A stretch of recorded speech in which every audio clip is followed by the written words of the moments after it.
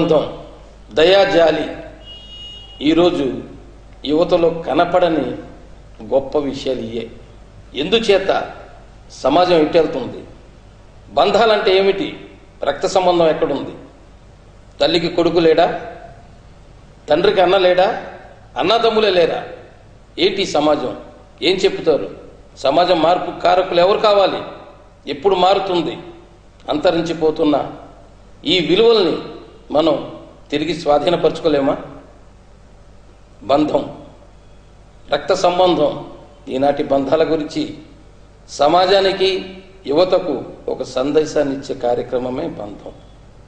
ఈరోజు ఈ బంధం కార్యక్రమంలో గాంధీ చౌక్ కిరాణా జాగీర్ అసోసియేషన్ అధ్యక్షులు గౌరవనీయులు శ్రీ వేములపల్లి వెంకటేశ్వరరావు గారు, వారు సతీమణి పాల్గొంటున్నారు. ఈ కార్యక్రమంలో పాల్గొంటున్నందుకు వారికి ధన్యవాదాలు తెలుపుతున్నాం. నమస్కారం అండి. సార్ వెంకటేశ్వరరావు గారు, ఈరోజు మీ ఇంట్లో వైటీవీ సారథ్యంలో వెంకట్రామ జ్యువెలర్స్ వారి బంధం కార్యక్రమం లోకల్గా మీ సి ఛానల్లో ప్రసారం అవుతుంది. ప్రపంచ దేశాల్లో ఉండే తెలుగు వాళ్ళందరూ చూసే విధంగా యుద్ధం టీవీలో ప్రసారం అవుతుంది. మా ప్రేక్షకులు అసలు మీ చరిత్ర చెప్పుకుంటానికి ఎంతో చూస్తున్నారు. ఎంతోమంది ప్రేక్షకులు అడుగుతుంటారు, మీ జన్మస్థలం ఎక్కడ, మీరు ఏం చదువుకున్నారు, అలాగే మీ బ్రదర్స్, మీ సిస్టర్స్ పరిస్థితి, మీ కుటుంబాల్లో ఎవరైనా రాజకీయ నాయకులు ఉన్నారా అనే దాని మీద మా ప్రేక్షకులకు చెప్పండి. నా జన్మస్థలం ఖమ్మంలోనే పుట్టాను.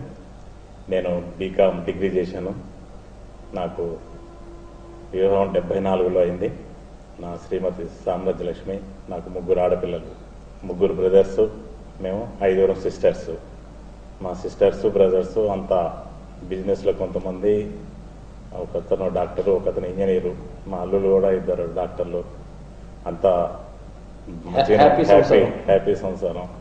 ఇప్పటి వరకు అయితే చాలా సంతోషంగా మంచిగా ఉన్నాం. రైట్. మీది ప్రేమ వివాహమా లేదా పెద్దలకు కుదిర్చిందా? మాది పెద్దలకు వచ్చిన వివాహం. అంటే వారి కుటుంబానికి మీ కుటుంబానికి ఏమన్నా దగ్గర సంబంధాలు ఉన్నాయా, దూరపు సంబంధమైనా? దూరపు సంబంధం. మేడం గారు, మీ గురించి కొద్ది మా ప్రేక్షకులకు చెప్పండి. ఎక్కడ మీ జన్మస్థలం ఎక్కడ? నాది పుట్టిల్లు ఇల్లందండి. మా పెద్దలు కుదిర్చిన పెళ్ళేనండి. నాకు 12 ఏళ్ల వయసులోనే పెళ్లి అయిందండి. 3 పాపలు, భర్త, పిల్లలు, అల్లుడు, అంతా చాలా సంతోషంగా ఉన్నామండి. మీరు ఎక్కడ చదివారన్నారు? నేను ఇల్లందులో చదువుకున్నానండి. 7th క్లాస్ వరకే. అప్పట్లో 7th అంటే ఇప్పుడు డిగ్రీలు చేతపట్టినంత మీరు దాని గురించి ఫీల్ అయ్యే పని ఏం లేదండి. హ్యాపీ. 7th అంటే చాలా నాలెడ్జ్ మీ దగ్గర ఉన్నట్టే. వెంకటేశ్వరరావు, ఈరోజు సమాజంలో యువత పాత్ర కొంత ఇబ్బందికరంగా ఉందన్నది సమాజంలో కొంతమంది వ్యక్తులు చెప్పే మాట. నిజంగా కూడా మనం ఆలోచించిన ఇబ్బందికరంగానే ఉంటుంది. ఎక్కడో ఏదో చోట ఏదో ఒక అరాచకం సృష్టించడం, ఏ రూపేణ కానివ్వండి, అమ్మాయిల మీద చికాకులు చేయటం, ఇది సమాజాన్ని కొద్ది పట్టి పీడిస్తున్న సమస్య. ప్రభుత్వాలు, అధికారులు, పోలీస్ యంత్రాంగం ఎన్ని చర్యలు చేపట్టినా ఇది మారినట్టు ఎక్కడ కనపడతలేదు. అసలు ఈ సమాజంలో యువత ఒక సక్రమమైన మార్గంలో నడవాలంటే వెనకాల తల్లిదండ్రుల పాత్ర, సమాజంలో పెద్దల పాత్ర ఎలాగుండాలి అనే దాని మీద మా సి ఛానల్ ప్రేక్షకులకు మీ సందేశాన్ని ఇప్పించండి. నేటి సమాజంలో యువత చాలా వరకు తప్పటడుగులు వేస్తున్నారండి. మేము మా జనరేషన్లో చూసిన, మేము పెరిగిన క్రమశిక్షణ పద్ధతులు వేరు, ఇప్పుడు ఉన్న పద్ధతులు వేరేగా ఉన్నాయి.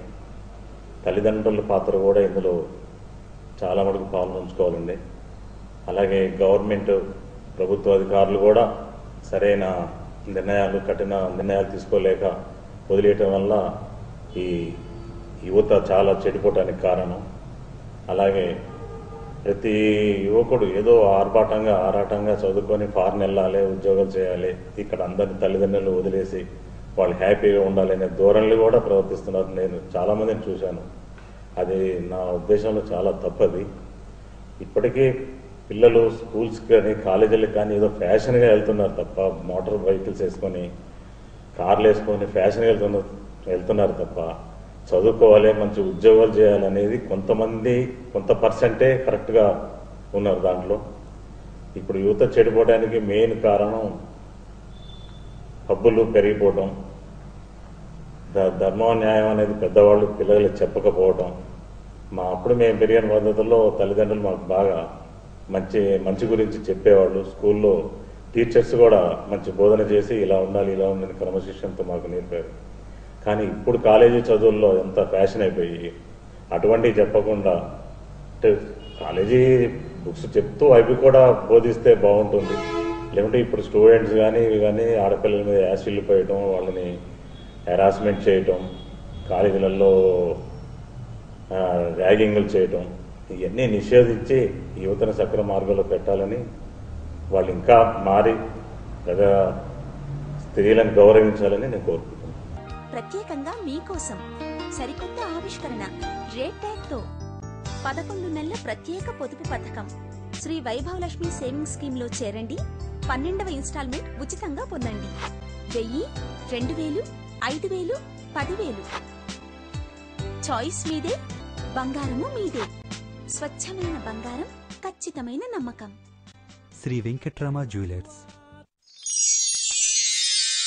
Shri Venkatrama jewellers proprietor Rayapudi Venkatramarao, Rayapudi Ranjith Kumar, Gandhi Chowk, Khammam.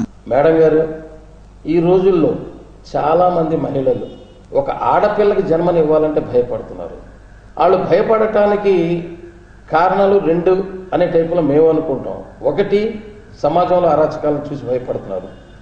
రెండవది, కట్న కానుకలు ఇవ్వలేమో, తర్వాత ఇచ్చి చేసిన అల్లుడి పరిస్థితి ఎలాగుంటుందో, పిల్లల్ని సతాయిస్తాడేమో, మళ్ళీ ఇంకా ఎక్కువ కట్నం కావాలంటాడు. ఇటువంటి రకరకాల సమస్యలు. అసలు ఈ రోజు ఆ సమస్యలన్నీ అధిగమించాలంటే మన సమాజంలో ఒక స్త్రీ ఏ విధంగా ఉండాలి? ఈ ప్రశ్నకు మీరు మా ప్రేక్షకులకు చక్కటి సమాధానం ఇవ్వండి.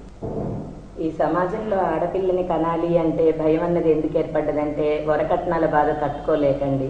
ఇదివరకు రోజుల్లో కట్నం ఇచ్చి పెళ్లి చేసి అమ్మాయిని పంపించామంటే మన ఇంట్లో అమ్మాయి ఎంత సంతోషంగా ఉందో అత్తగారింట్లో కూడా అట్లాగే ఉండాలని అనుకుంటాం. కానీ ఇప్పుడు పిల్లని పంపించాలి అంటే తల్లులకు భయం వేస్తుందండి. అక్కడ మన అమ్మాయి జీవితం ఎట్లా ఉంటుంది ఏంటి అన్నది చాలా భయంగా ఉంటుంది. పిల్లలు పెళ్లి చేసే వరకే మన బాధ్యత అని తల్లిదండ్రులు అనుకుంటారండి. కానీ అలా కాదు. పిల్లలు అక్కడ అత్తవారింట్లో కూడా సంతోషంగా ఉన్నాము అని వాళ్ళు చెప్పినప్పుడే తల్లిదండ్రులు చాలా సంతోషపడతారండి. ఆడపిల్లల్ని చదువుల నిమిత్తం అని మనం బయటికి పంపించేటప్పుడు కూడా పిల్ల కాలేజీ నుంచి ఇంటికి వచ్చేదాకా మనం భయపడుతూనే ఉంటాము. వాళ్ళు ఏ విధంగా వస్తారా, ఎట్లా వస్తారా అని. కానీ ఇప్పుడు తల్లిదండ్రులు కాలేజీకి పంపడం వరకే వాళ్ళ బాధ్యత అని అనుకుంటున్నారు. అలా కాదు. వాళ్ళు ఎలా వెళ్తున్నారు, ఎలా వస్తున్నారు అన్నది కూడా మనం చూస్తూ ఉండాలి. ఇప్పుడు పిల్లలు కాలం తీరుని బట్టి మగపిల్లలు సినిమాలకి వెళదామన్నా, పబ్బులకు వెళ్దామన్నా అట్లాగే వెళ్తూ ఉంటారు. కానీ అలాంటివన్నీ మనం చూస్తూ ఉండాలండి. తల్లిదండ్రులు అన్నాక పిల్లల బాధ్యతలు బాగా తీసుకోవాలి. ఉమ్మడి కుటుంబాలలో అలాంటి బాధ్యతలు చాలా ఉంటాయండి. ఎందుకంటే ఉమ్మడి కుటుంబం అంటే అసలు చాలా విలువైన కుటుంబం అండి. తల్లిదండ్రులు చూడటమే కాదు, మా అమ్మ, తాతయ్య, అమ్మమ్మ, నానమ్మ అన్న వాళ్ళు చూస్తూ ఉంటారు. ఇప్పుడు పిల్లలు బయటికి వెళ్ళిన వాళ్ళు ఇంటికి వచ్చేదాకా ఏ పరిస్థితిలో వస్తారా అన్నది మాత్రమే భయంగా ఉంటుంది. పెళ్లిళ్ళు కూడా అంతేనండి. పెళ్లి చేసి అత్తగారింటికి పంపించామంటే వాళ్ళు ఎట్లా ఉన్నారు ఏంటి అన్నది చాలా భయం అండి. పిల్లలు పెంపకం విషయంలో తల్లిదండ్రులు ఇంకా శ్రద్ధ వహించాలి. వాళ్ళని ఎట్లా కాపాడాలి, బాగా ఉన్నత చదువులకు పంపించగానే సరికాదండి. వాళ్ళ బాధ్యతలన్నీ వాళ్ళు తల్లిదండ్రులు చూస్తూ ఉండాలి. ఆస్తులు ఉన్నా ఆస్తులు లేకపోయినా ఈరోజు పరిస్థితులను బట్టి సమాజంలో వృద్ధాప్యం అంటే వయసు మీరిపోయే పెద్దలు, తల్లిదండ్రులు కొడుకు దగ్గర, కుమార్తె దగ్గర ఎక్కువగా ఏం ఆశిస్తారు, వాళ్ళ జీవనం ఎలా సాగాలనుకుంటారు, ఆ ప్రశ్నకి సమాధానం చెబుతూ ఈరోజు మన సమాజంలో ఉన్న యువతకి అదే క్వశ్చన్లో సందేశం, తల్లి తండ్రిని ఏ విధంగా చూడాలి, వాళ్ళ రుణం ఎలా, మన కష్టపడ్డా, ఉద్యోగాలు ఉన్నా లేకపోయినా, కూలి పనికి వెళ్ళినా తల్లిదండ్రి మనకు జన్మనిచ్చారు కాబట్టి వాళ్ళ రుణం ఎలా తీర్చుకోవాలనే దాని మీద మా ప్రేక్షకులకు, ఇప్పుడు ప్రస్తుతం సమాజంలో ఉన్న యువతకి మీరు సందేశం ఇవ్వండి. ముఖ్యంగా కోరుకునేది ఏంటంటే వారు వృద్ధాప్యంలో కొడుకుల దగ్గర ఉండాలని కోరుకుంటారు. కూతుర్లు ఎప్పుడైనా పెళ్లిళ్ళు చేసుకొని అత్తగారిళ్ళకి వెళ్ళిపోతారు కాబట్టి వృద్ధాప్యంలో కానీ మంచిగా ఉన్నప్పుడు కానీ కొడుకుల దగ్గరే ఉండాలని ఆశపడతారు.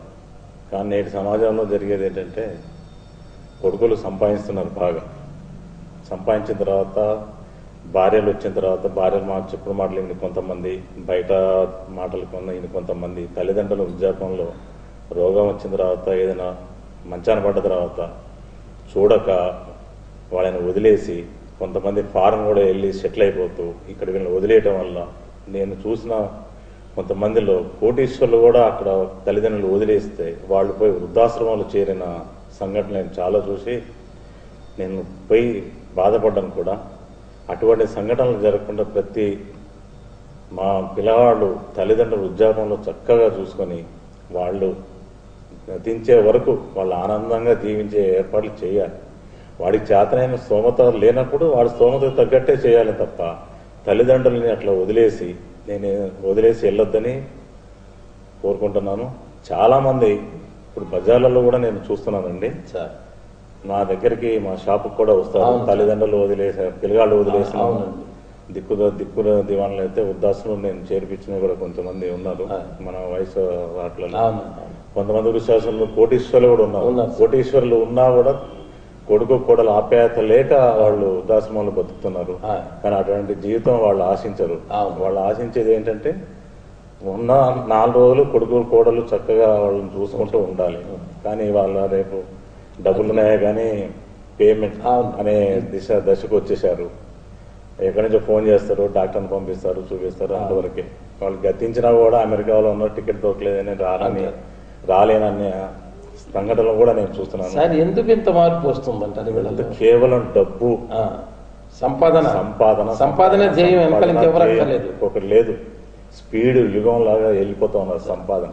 వీడు 1 కోటి సంపాదించి ఇంకోటి 2 కోట్లు సంపాదించాలనే తాపత్రయం ఉంది తప్ప మన కన్న తల్లిదండ్రుల్ని మనం సరిగ్గా చూసుకుంటున్నాం, రుణం తీర్చుకుందాం అనే భావన ఎవరిలో లేదు. మేడం గారు, ఈరోజు మన సమాజంలో మీలాంటి పెద్దలు లేతే ఉన్నతమైన కుటుంబంలో ఉన్నవాళ్ళు కోరుకున్న పరిస్థితి కనపడటం లేదు. అంటే ప్రత్యేకించి వస్త్రాలంకరణ, ఏదో లంగావని మర్చిపోయారు, పంజాబీ డ్రెస్ నిండుగా వేసుకుంటున్నారు అనుకునేవాళ్ళం కొంతకాలం. సార్ దీంట్లో మీరు కూడా మాకు సమాధానం ఇవ్వాల్సి ఉంటుంది.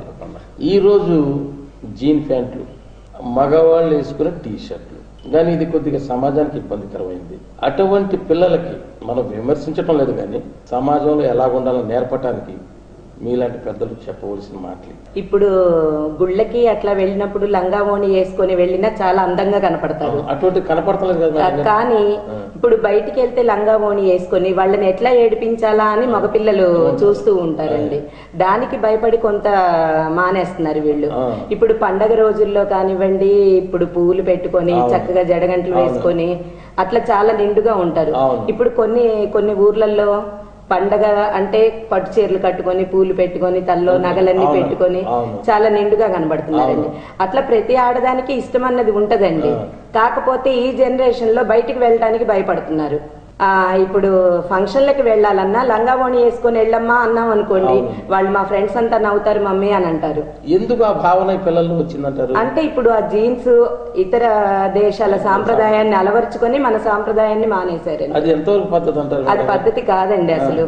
మన పండగలు చేసుకోవటంలో గాని, మన డ్రెస్సింగ్ లో గాని, మన దేశ సాంప్రదాయాల్లో గాని, భార్యాభర్తలు కలిసి ఉండటంలో గాని అసలు అన్ని మంచి ఉన్నది పాటించాలి. కానీ ఇప్పుడు ఎంతవరకు పాటిస్తున్నారు అన్నది చాలా తక్కువగా ఉంది. ఎందుకంటే అది భయంతో పండగలు చేసుకోవటం కూడా చాలా వరకు తగ్గిపోయినాయండి.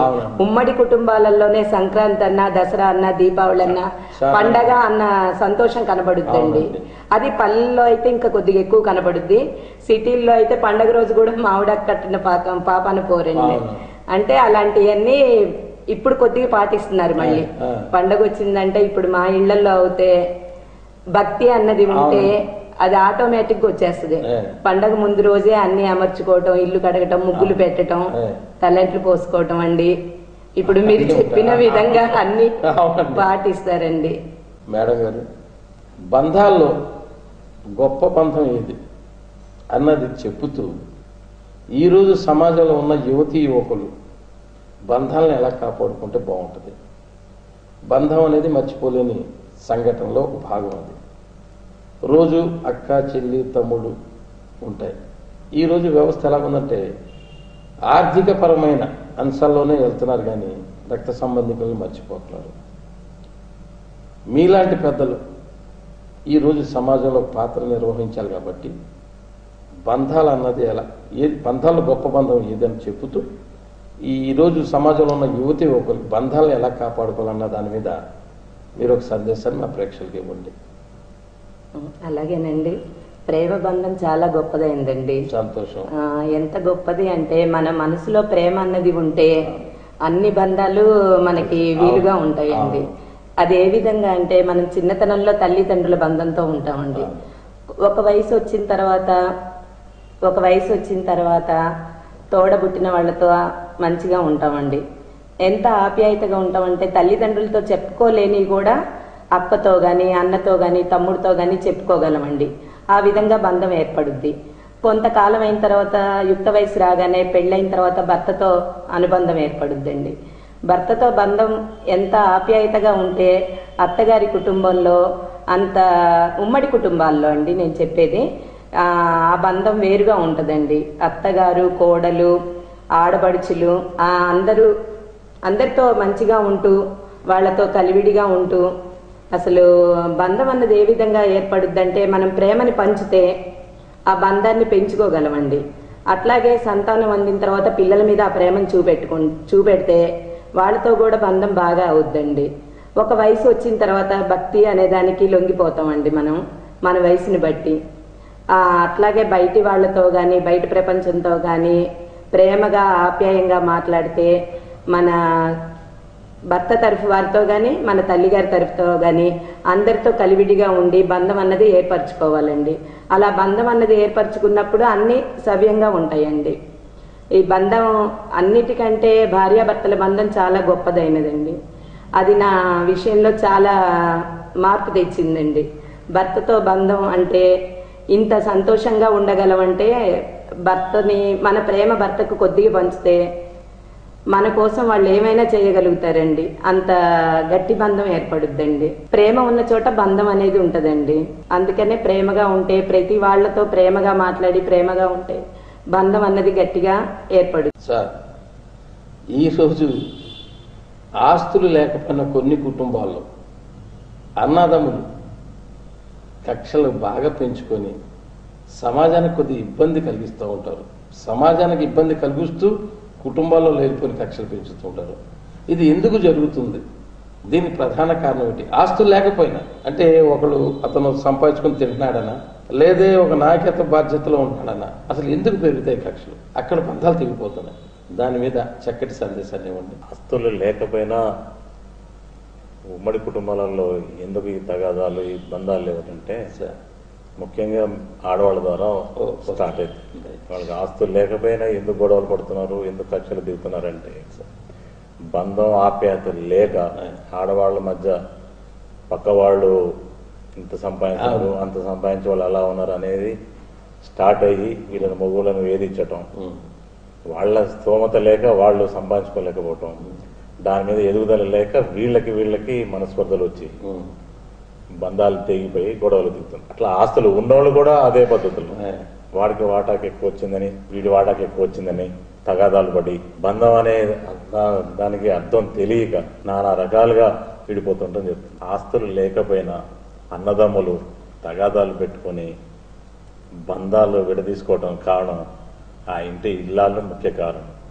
వీళ్ళు పక్క వాళ్ళని చూసి ఈ ఆడవాళ్ళు వాళ్ళు పక్క కుటుంబాలను చూసి వాళ్ళు అంత సంపాదిస్తున్నారు, వాళ్ళు అలా అనుభవిస్తున్నారు, ఇలా సంతోషపడుతున్నారు అనేది ఆ పాయింట్లు తీసుకొచ్చి భర్తల్ని వేధించడం వల్ల ఈ మొగాళ్లలో కూడా మనస్పర్ధలు వచ్చి నేను విడిపోవడానికి కారణాలు అవుతున్నాయి. అలాగే డబ్బు ఉన్నవాళ్ళు కూడా ఎందుకు విడిపోతున్నారు, ఎందుకు బంధాలు లేవంటే అది ఆస్తులు ఎక్కువయ్యి వాళ్ళు తగాదా పడుతుంటారు, వీళ్ళు ఆస్తులు లేక వీళ్ళు తగాదా పడుతుంటారు.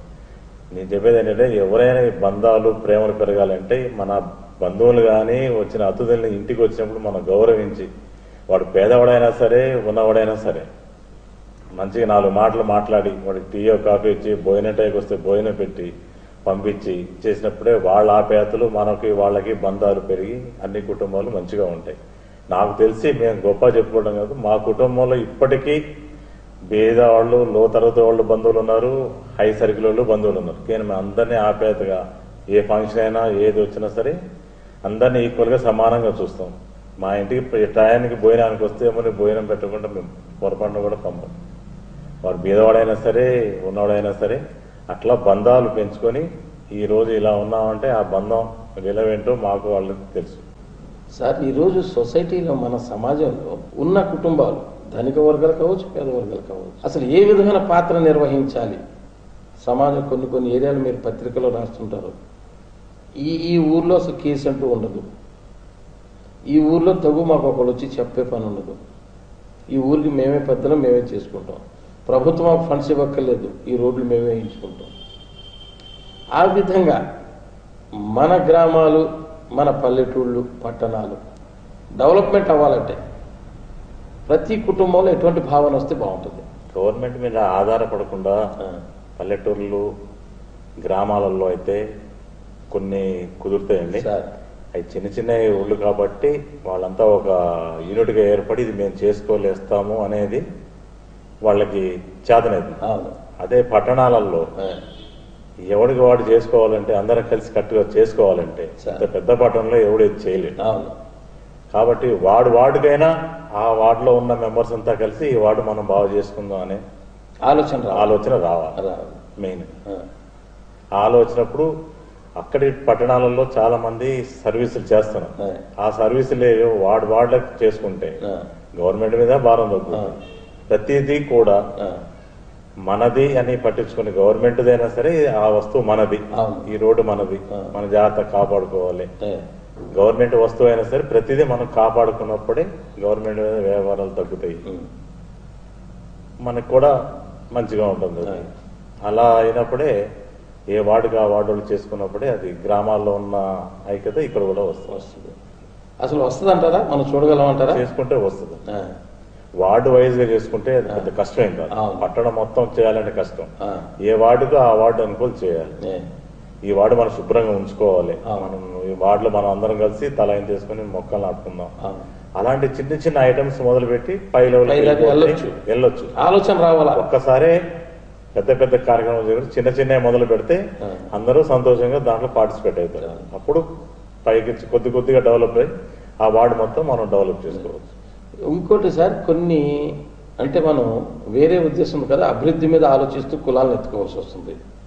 కొన్ని కులాలు సపోజ్ ఫర్ ఎగ్జాంపుల్ మార్వాడీస్ తీసుకోండి, వాళ్ళ కులంలో కానీ వాళ్ళ కుటుంబంలో ఎవరైనా చితికిపోతే నలుగురు 4 చేతులు వేసి ఆర్థికంగా అతన్ని పైకి లాగటానికి చూస్తారు. కొన్ని కులాల్లో అటువంటి బాధ్యత లేదు. ఎందువలన? ఈ మార్వాడి కులంలో వాళ్ళకి అది వంశపారంపర్యంగా వస్తుందండి. నేను కూడా ఇది అబ్జర్వ్ చేస్తున్నా. ప్రతి మంది ఏ కులంలో కూడా లేదు, ఇది లేదండి. ఈ మన కులాలలో పక్కవాడు ఇంకా బాగుపడితే వీడు ఏడుస్తాడు, వాడి సహాయం చేయడం మాట. కానీ ఆ మార్వాడసులో కూతురింటికి పెళ్ళైన తర్వాత కూతురింటి పోయి భోజనం చేస్తేనే పీట కింద డబ్బులు పెట్టి వచ్చే సాంప్రదాయం మార్వాడి. అటువంటి సాంప్రదాయం మనకి లేదు. మన సాంప్రదాయాలు పక్కవాడికి బాగుపడితే ఏడవడం తప్ప వాడికి చేయూతనిద్దాం అనేది లేదు. కానీ ఈ సొసైటీ మరి అది ఎప్పుడు మారుతుందో నేను కూడా చెప్తాను. మేడం గారు, ఈరోజు కొత్తగా పెళ్ళైన ఒక మహిళ పుట్టింటి నుంచి వెళ్తుంది అత్తోరింటి. ఆవిడ సంసార జీవితం బాగుండాలంటే మహిళ ఏ విధంగా ఉండాలి? అసలు వీళ్ళు తగులు ఏమైనా రావాలంటే మహిళ గురించి వస్తుందా లేదా భర్తగా ఈ పురుషుడి గురించి వస్తుందా అనేది ప్రస్తుతం జనరేషన్లో ఉన్న యువతీ యువకులకి మీ సందేశం ఇది. అందుగురించి మా ప్రేక్షకులకి చెప్పండి. ఇప్పుడు పిల్లల విషయానికి వస్తే సహనం, ఓపిక ఉండాలండి. ఆడది సహనంగా ఉంటే ఏదైనా తట్టుకునే శక్తి అన్నది ఉంటే కాపురం సజావుగా సాగుతుందండి. అట్లాగని భర్త కూడా ఉండాలి. అంటే ఇద్దరు భార్యాభర్తలు ఒకే మాట మీద అన్నది ఉంటే గొడవలకి తావే ఉండదండి. సార్, ఈరోజు సమాజంలో రకరకాల వ్యక్తులను చూస్తున్నాం. కానీ కొత్త రకం వ్యక్తులు వేళ్ల మీద లెక్కడితో 1, 2, 3 లాగా కనపడుతుంటాయి. ఎలా ఉందంటే ఇది కోడల మీద కక్ష పెంచుకొని మన అత్తగారిని సరిగా చూడలేదను, టైం పెట్టడం లేదను, నా కొడుకు సంపాదిస్తున్నాడు నాకు పెట్టడం లేదు భావనతో కొడుకు కోడలు విడిపోవాలని కొంతమంది తల్లులు ఆ ఉద్దేశంతో ఉంటారు. ఈ సమాజంలో అటువంటి వాళ్ళు కూడా చాలా మంది ఉన్నారు. అసలు ఎందుకు ఆ భావన పెంచుకుంటారు? అది తప్పు అంటారా, ఒప్పు అంటారా అన్న చిన్న క్లారిఫికేషన్ మీలాంటి పెద్దలు ఇవ్వాల్సిన బాధ్యత ఉంది. కాబట్టి దాని మీద మీ సందేశాన్ని ఇవ్వండి. ఇవి సమాజంలో సామాన్యంగా జరుగుతూనే ఉన్నాయండి. కొడుకు అన్నవాడు తల్లిని భార్యని సమానంగా చూసుకున్నప్పుడు ఆ డిఫరెన్సెస్ రావు. భార్యని ఒక తీరుగా తల్లిని ఒక తీరుగా చూసినప్పుడు తల్లికి భార్య మీద కక్ష పెరుగుతూ ఉంటాయి. కొత్తలో సరే భార్య మొదలు పువ్వులు తేవచ్చు, ఏదో ఫంక్షన్కి వెళ్ళొచ్చు, బట్టలు కొనవచ్చు, నగలే కొనవచ్చు, ఏదైనా కానివ్వండి. అది చేసుకున్నప్పుడు తల్లి కూడా కావాల్సిన సమకూరుస్తున్నప్పుడు వాళ్ళ ధ్యాస వేరే దాని మీద పోదు. తల్లిని సరిగ్గా చూడకుండా కొడుకు కేవలం భార్యకి అన్నీ చేస్తున్నప్పుడు వీళ్ళకి ఈర్ష్య పుడుతుంది. ఆ ఈర్ష్య ద్వేషంగా మారి అది ఎక్కడికో వెళ్ళిపోతుండే గొడవలు. అట్లా కాకుండా ప్రతి కొడుకు చేయాల్సిన పని తల్లిదండ్రులు కానీ భార్యని కానీ అందరినీ సమానంగా గౌరవంగా ప్రేమిస్తూ మంచి చూసుకున్నప్పుడు సంవత్సరాలు బాగుంటాయని నేను. సార్ వెంకటేశ్వరరావు, బంధం కార్యక్రమంలో భాగంగా చాలా చోట్ల చేస్తున్నాం, నాయకుల దగ్గర చేస్తున్నాం, వ్యాపార సంస్థల అందరి దగ్గర కార్యక్రమం. మా ఉద్దేశం ఏంటంటే సమాజంలో బంధాలు అన్నది బాగుండాలి. ప్రతి ఒక్కళ్ళు అన్యోన్యత ఆప్యాయత అలవర్చుకొని మనం ఇప్పుడు దాకా ఉంటామో ఏం చేస్తామో తెలియదు, దైవ నిర్ణయం ఎలాగుందో మంచి పేరు తెచ్చుకోవాలి, గొడవలు అల్లర్లు ఉండకూడదు, బంధాలు చాలా జాగ్రత్తగా మెయింటైన్ చేయాలనే ఉద్దేశంతో మీ కార్యక్రమం రాష్ట్ర స్థాయిలో చేస్తున్నాం. అన్ని జిల్లాల్లో కూడా బంధంతోనే కార్యక్రమాలు మొదలవుతున్నాయి. అందులో భాగంగా ఈరోజు మీ ఇంటికి వచ్చాం కాబట్టి మా బంధం కార్యక్రమం మీ దంపతులకు ఎలాగనిపించింది? ఈ ఛానల్ ప్రేక్షకులకి నమస్కారాలు. అలాగే ఈ సి ఛానల్ వారు ఏర్పాటు చేసినటువంటి ఈ బంధం కార్యక్రమం వారి ఎన్నో కుటుంబాలలో తిరిగి వాళ్ళ అభిప్రాయాలు తెలుసుకొని నాయకుల దగ్గర కానీ కుటుంబాల దగ్గరికి ప్రతిరోజు ఎన్నో చోట్ల ఇంటర్వ్యూలు తీసుకొని ప్రజలకి ఈ బంధం గురించి వివరణ ఇస్తూ అందరికీ ఈ సమాజంలో మంచి జరగాలని వాళ్ళు చేపట్టిన ఈ కార్యక్రమం మాకందరికీ మా కుటుంబానికి చాలా నచ్చింది. వారు అడగగానే మేము ఈ కార్యక్రమం ఒప్పుకొని వారు అడిగిన ప్రశ్నలన్నిటికీ మాకు తోచిన విధంగా మేము సమాధానం చెప్పాం. ఇటువంటి కార్యక్రమాలు మంచి మంచి కార్యక్రమాలు చేపడుతున్న సి ఛానల్ వారి బృందానికి వారు ఇక్కడికి వచ్చిన వల్లి గారు మరి వారి టీం అందరికీ మా కుటుంబం తరపున ధన్యవాదాలు తెలుపుతూ కొంతమందైనా సమాజం మారితే వాళ్ళు చేసిన కృషికి మనందరం సంతోషపడుతాం. మీ అమూల్యమైన టైము మా అమూల్యమైన టైం ప్రేక్షకుల కొరకు మనం ఇచ్చి ఇటువంటి కార్యక్రమాలు నిర్వహించినందుకు మీ సి ఛానల్ వారికి మరొకసారి ధన్యవాదాలు తెలుపుతూ